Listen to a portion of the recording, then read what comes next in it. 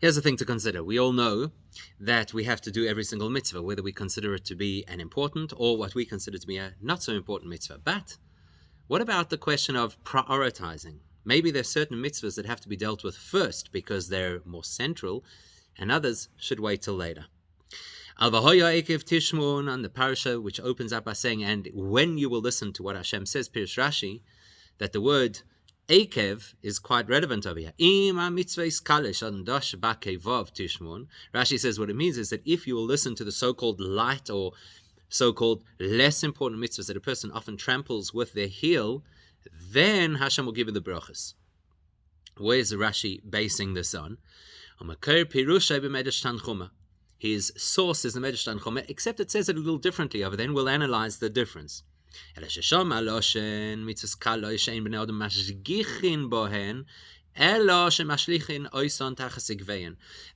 Rabbi says, what is Eikev Tishmon? Those mitzvahs that a person doesn't pay so much attention to, and throws those mitzvahs, so to speak, under their heels.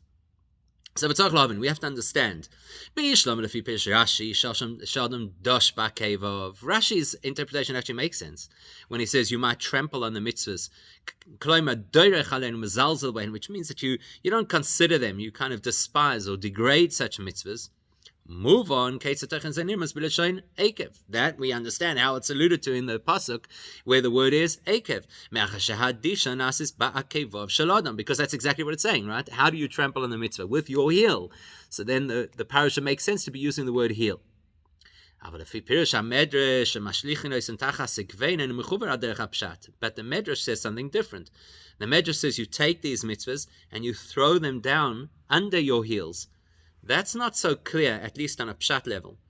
Madua hashlochas ha-mitzvahs, dahainu heder kiyumon, hitachas ikvein dafka. If we're talking about a person, so to speak, throwing away a mitzvah and not observing it, what's that got to do with your heel?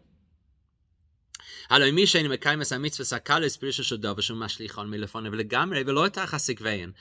as the Medrash is suggesting, that we're dealing over here with people who ignore mitzvahs because they're not that important, that's not called throwing them under the heels. That's called throwing them away altogether. That's question one. Furthermore, the Medrash continues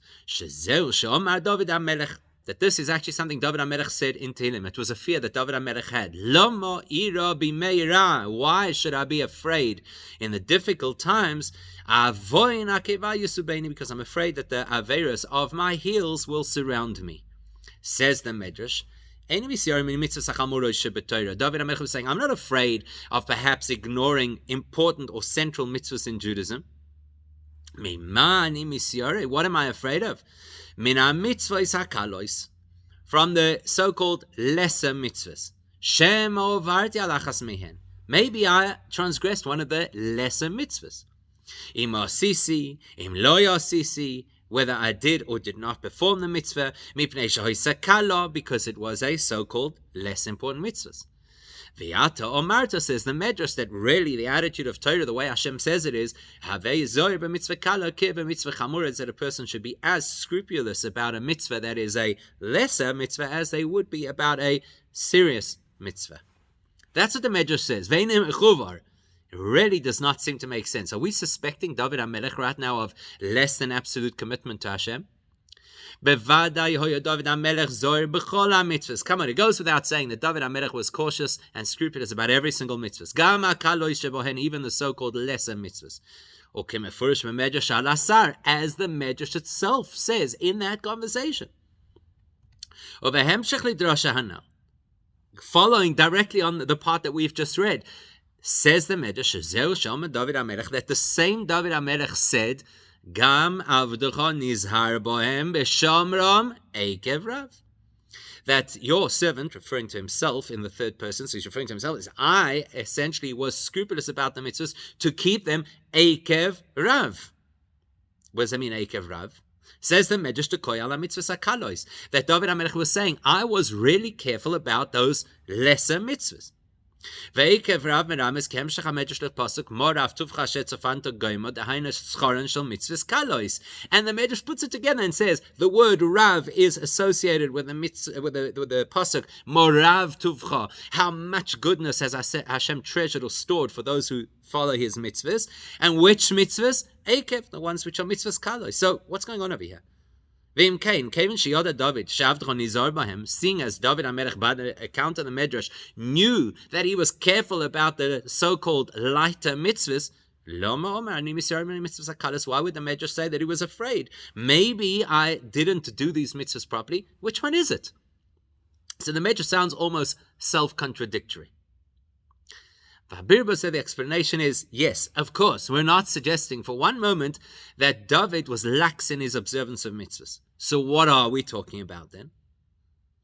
The Medrash is not talking as we thought about somebody who throws out the mitzvah altogether and says, I don't believe in that, I'm not doing it. That's not what the Medrash is talking about. The Medrash is not describing a person who is of the view that you don't have to be so worried and careful about mitzvahs that are not so important. And if that's the case, the Medrash is certainly not talking about a person who discards and disgraces lesser mitzvahs. It emerges actually that the Midrash is discussing somebody who says, I will be committed even to those mitzvahs that I don't feel are so important. Not only does he agree that they should be done, he does them to the best of his ability. So what's the Medrash describing? What the Medrash is describing is somebody who takes those lesser mitzvahs and drops them to the last item on the to-do list.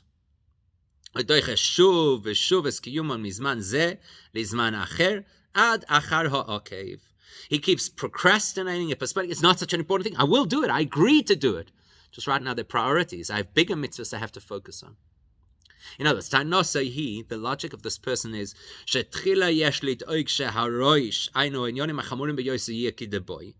this person says, first you've got to get your head healthy, which means there are major elements of Judaism that you have to observe. Is your Shabbos right? Is your Kashrus right? Is your Talmud Torah right? Whatever the person believes are the central pillars of Judaism, get them to be healthy. Without a foundation, nothing will stand. Then you can get to the next level of secondary mitzvahs in this person's perception. Things that are also kind of important. And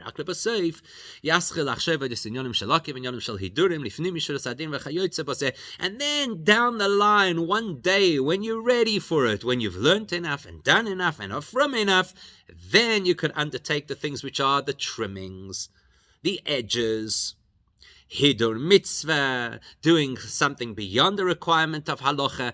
That's all the way at the bottom of the priority list. The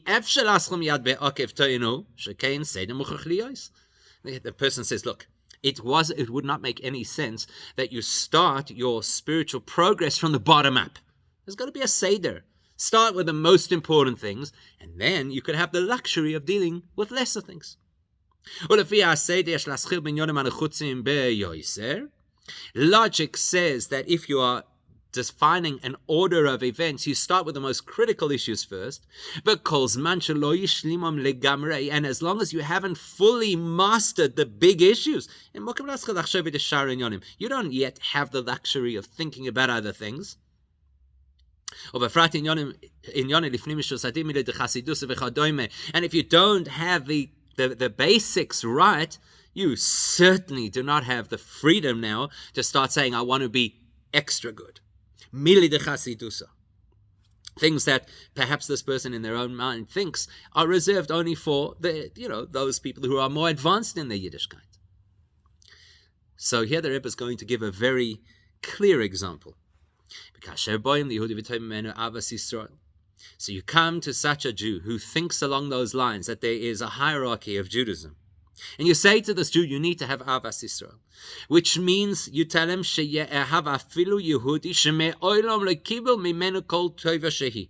That Avas Yisrael includes that you even have to be good and loving to a person who has never added any value to your life. You have never had any benefit from them. Not only that, maybe you've never met him. Like the Baal Shem Tov says. So you tell this to this individual. He responds and says, how could you? How can you expect of me to have such a high level? The Baal Shem Tov's Avas Yisrael. Do you know who I am? I'm just starting out. I'm trying to get the basics together. I should have that level of connection like the Baal Shem Tov expects or could achieve. The person will say, there are far simpler elements of Judaism that I haven't yet mastered. You know what they say? Don't try to run before you know how to walk. And I'll prove to you, I'm being honest with myself. There are Jews who I know personally. There are even Jews who I've benefited from. The person says, sometimes I fail when it comes to Avas Yisrael for people I know and people I deserve to give goodness to. He says, don't get me wrong, I'm not a malicious person. I would never do something bad to somebody else, but I'm not yet perfect. Now you want me to go love a stranger, some Jewish person I meet on the street who's not as religious as I am? Another example. How can you demand of me that I should learn Chumash Tinim Tanya every single day?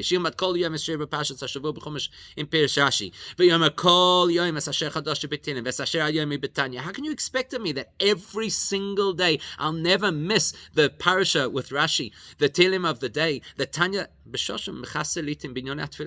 Sometimes I don't even get the davening right. I'm still trying to make sure that I always daven every single morning and at the correct time and with focus. And now you're telling me I should already jump to the next level? Chumash Tinim Tanya. What sits at the heart of this person's argument is that obviously every single element of Judaism is my responsibility. Obviously I have to do it.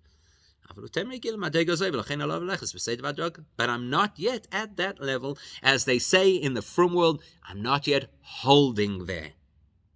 So I have an excuse for now. I believe in it principally, and I believe I'll get there. I'm just not there now. And you have to go in order. First,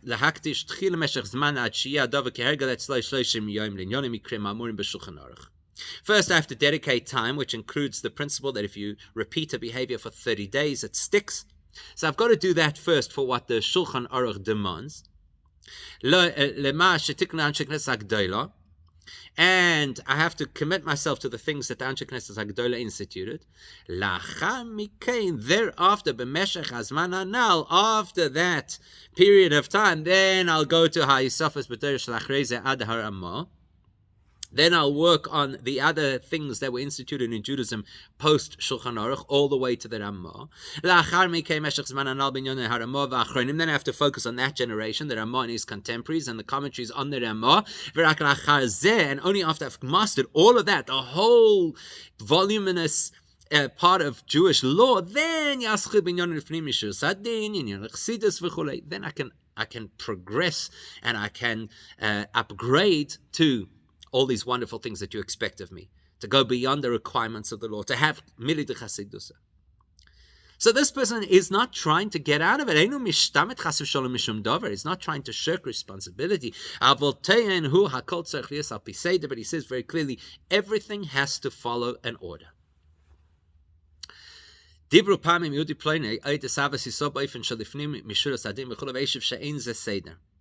The Rebbe says that he once spoke to, as it says in the Bilti Mugasicha, to a Musarnik about how you have to have Avas Yisrael to the nth, beyond the requirements of halacha. And the person said, it's not the way, step by step. And he had ready prepared in his pocket, he had a perfect mashal. He says, This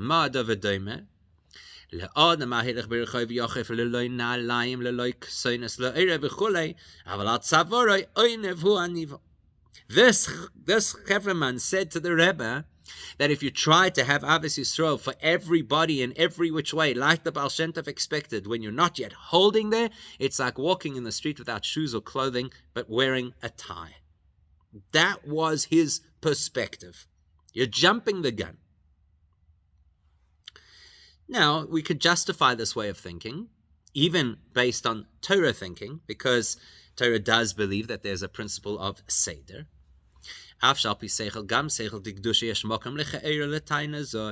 Even if you could justify this way of thinking, which says everything in its time, and we go through Judaism as a progressive experience where you add more and more observance.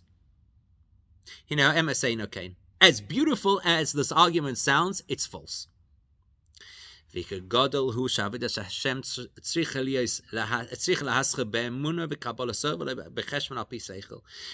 the cardinal principles of Judaism is that our service of Hashem should be founded on emunah and accepting what the Eibishter wants from us rather than what we understand to be. Therefore, mitzad emunah v'kabbalah soil, if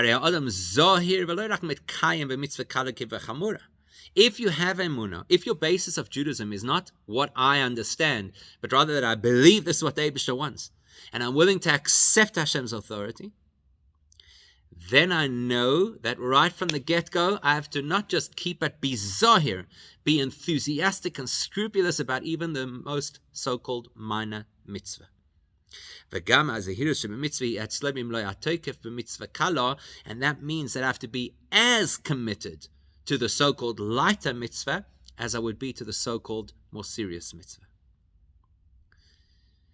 And the Kodesh Kol HaMitzvahs, why do we do mitzvahs? Do we do mitzvahs to score points so that we can get a portion in the next world? Do we do mitzvahs because it's our culture and heritage? Do we do mitzvahs because it's socially responsible? None of the above. And the Kodesh Kol HaMitzvahs, mitzvah l'shein tzavse v'chibur. The reason we do mitzvahs is, as the name itself illustrates, it comes from the word to connect and come together.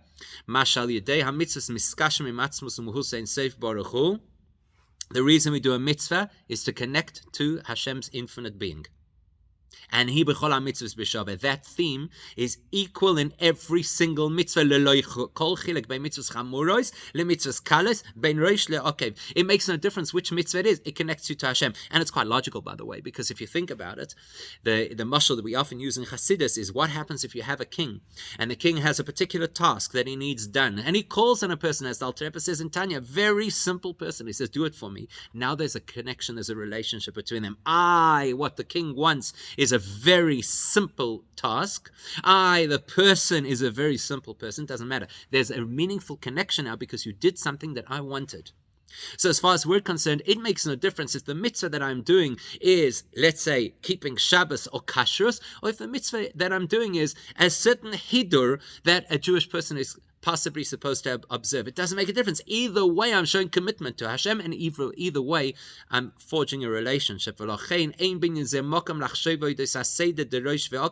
therefore, it's ludicrous to start creating for myself an order of progression, telling myself there's a hierarchy of which elements of what Hashem wants are more important. Don't try that at home. Don't turn around to your spouse and decide for your spouse what things he or she wants are actually more important than the other things.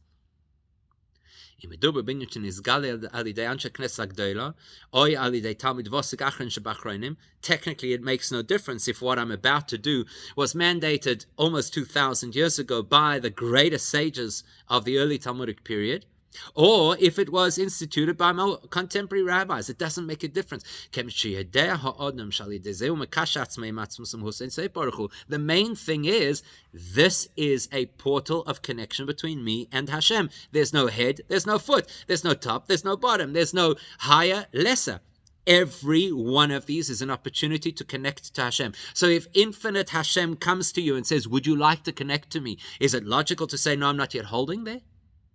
I haven't yet mastered another area, so I'm not going to connect to you here right now because I haven't mastered something else. No, that's a rejection of Hashem. Kabbalah Soul says, if this is what Hashem wants me to do now, I'm going to do it. And if I'm not perfect, that's okay. I'm still going to do it. There's only one problem. We don't get to think about this objectively. There's another voice in our heads. And that voice is a professional. The Yetzer Hara is a well-seasoned professional, as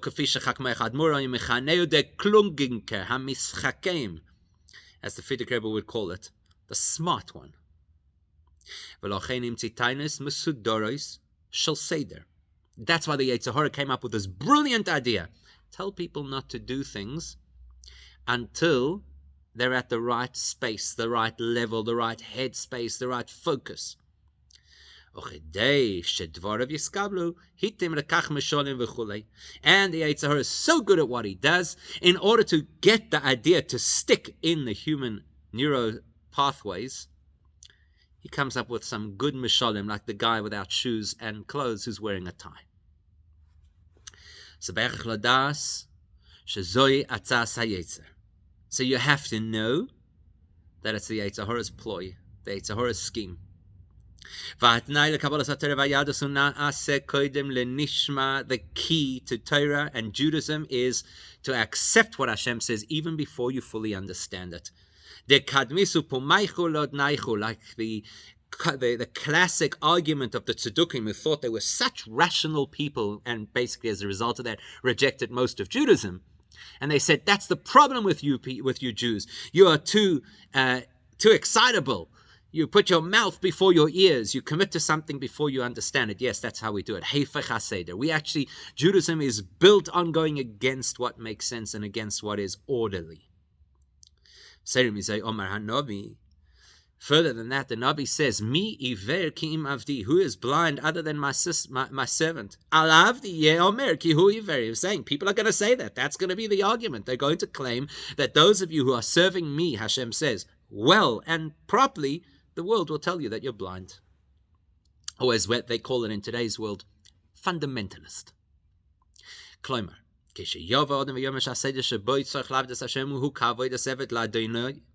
That means the Nabi is prophesying that any time a person says the way a Jew should live and the commitment a Jew should have to Torah and mitzvahs should be like a slave ready to do the bidding of the master,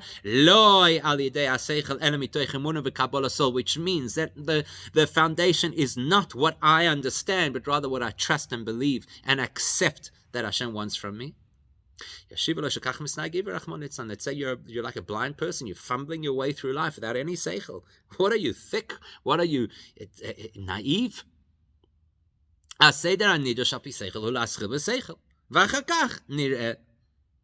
The logical way is think about it, assess it, research, and then see. If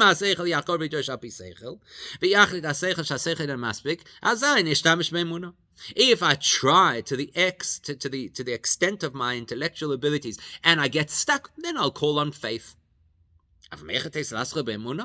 But which thinking, upright, ordinary, normal person is going to first start with faith and only then switch on their brain?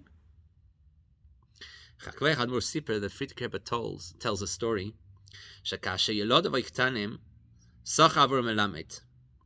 tells a story about his father, that when he hired, his children were young, so he hired, I think it's actually talking about the Rebbe Maharash, if I'm not mistaken. The Frierdiker Rebbe tells the story in the name of his father, if I'm not mistaken. So he hired a teacher for the students. The Frierdiker Rebbe is saying when his children were young, that he hired a teacher. This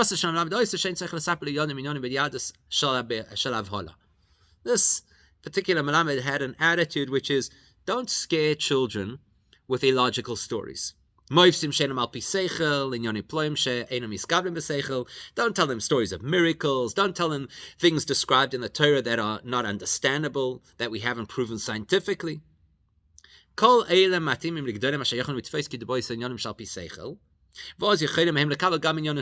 His attitude was, reserve the mind-blowing stuff for adults who've already got the mind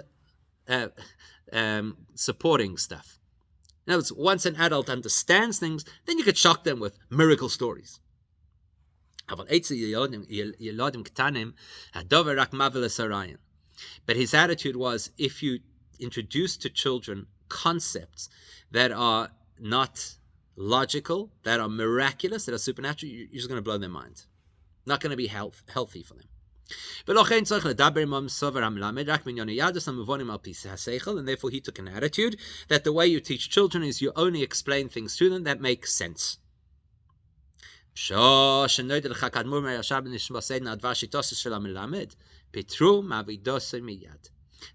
the Rebbe Rashab heard that this was his shita, he dismissed him. That's not how you teach children. The foundation to teach children is faith in Hashem, is acceptance of Torah. One of the reasons the Rebbe made Tzivos Hashem, so that children should be trained to accept, like a soldier in an army, this is what you have to do. The basis should never be intellect. Even the things that make sense, don't do them because they make sense. That's a bonus. Do them because that's what Hashem wants.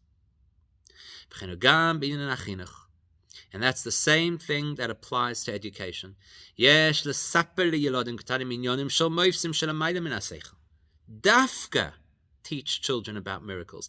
Dafka introduce them to things they cannot understand, that confound the mind. That will instill and ingrain in them faith, which is critical for their future. All the arguments people say, but this is an illogical approach. And all the arguments that say, why do you want to scare children or shake their understanding of the world with these supernatural things? Know where that all comes from. That comes from the Yetzer Hara, who's an old, foolish king. Foolish being the operative word because it sounds so logical, and yet it's not.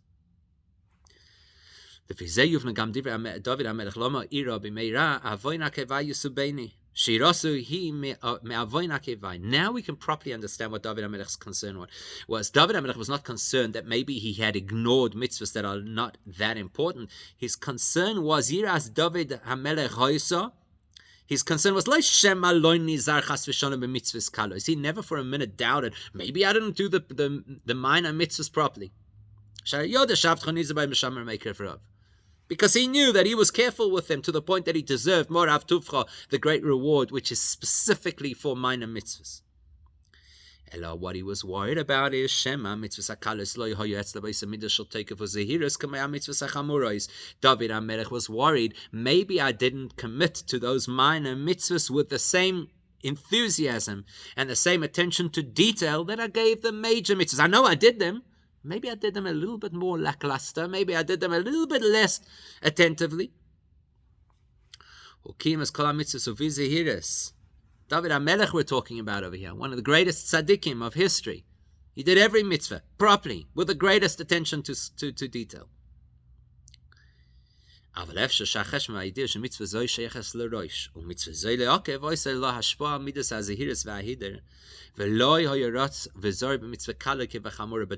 was worried, maybe subconsciously knowing that mitzvah is chomor and that mitzvah is kal, maybe it just dropped my level of enthusiasm a tad.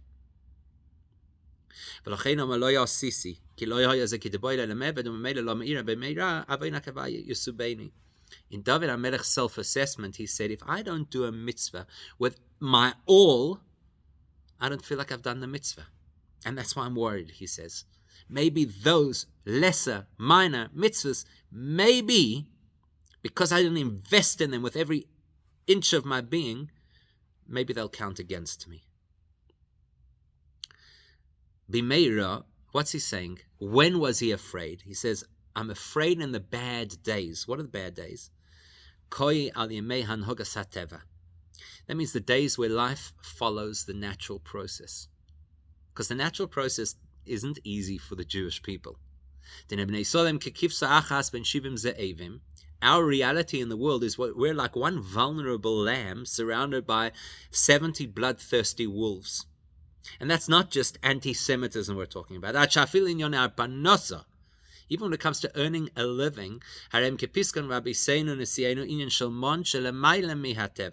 שכן מצד צויקו איתים חולי, בפרט בזמן הגולוס, מגיע הפרנס בשלמות למים מדרכי הטבע. Nature for us is an overwhelming place, so therefore we have to know, as the Rabbi said, that when it comes to things like earning a living, we cannot rely on nature. We don't rely on nature. We don't earn through nature. Times are so tough. There are so many issues. The bottom line is we get our sustenance like mun, something completely supernatural.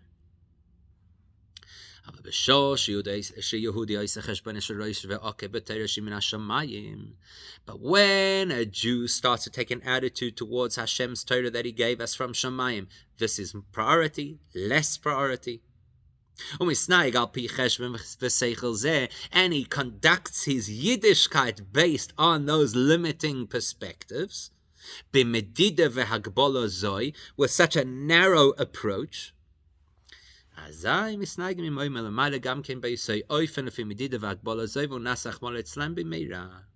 Then that Jewish person receives Mida keneged Mida, the same kind of attention from on high. You want everything to be oizche cheshbon? We'll be oizche cheshbon with you too.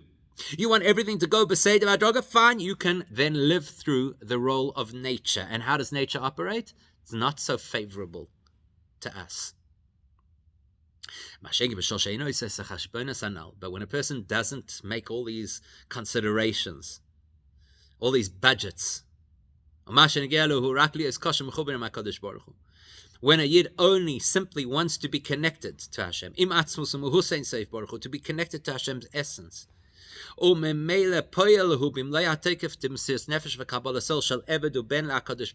therefore this person is dedicated to Hashem with all the commitment of a child or of a servant, regardless of what mitzvah I'm doing, I just want to be connected, I want to be dedicated. That's what I care about. Will this connect me to Hashem? Then I'm in. 100% commitment. Then when a person takes that attitude and approach, then from on high they treat that person the same way. No considerations. You don't have to follow the laws of nature. You don't have to wait until you reach the point of success. In that case, a person doesn't have to worry. Then you're connected directly to the source, to the essence. And Hashem is in control of everything, including nature. Then you can be comfortable and confident that this great shepherd will protect that one sheep surrounded by the wolves. And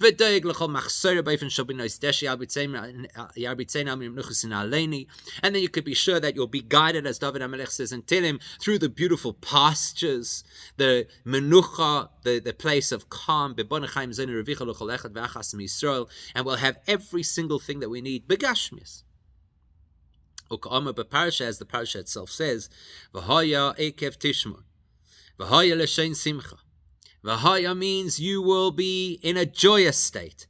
Eikev tishmon means tishmon samitzvahs to Eikev kishmir samitzvah shel roish. That means you'll listen to the you'll listen to the minor mitzvahs in the same enthusiastic way you'd listen to the major mitzvahs. Then Hashem will keep his covenant. And then you'll have all the beautiful brachas that the pasuk spells out. The Eibush will love you and bless you and cause you to multiply. And then you'll be blessed by all the nations of and then very soon, in the schus of our absolute dedication to mitzvahs, without creating some self-conceived hierarchy, will be on our land together with Mashiach Tzidkenu.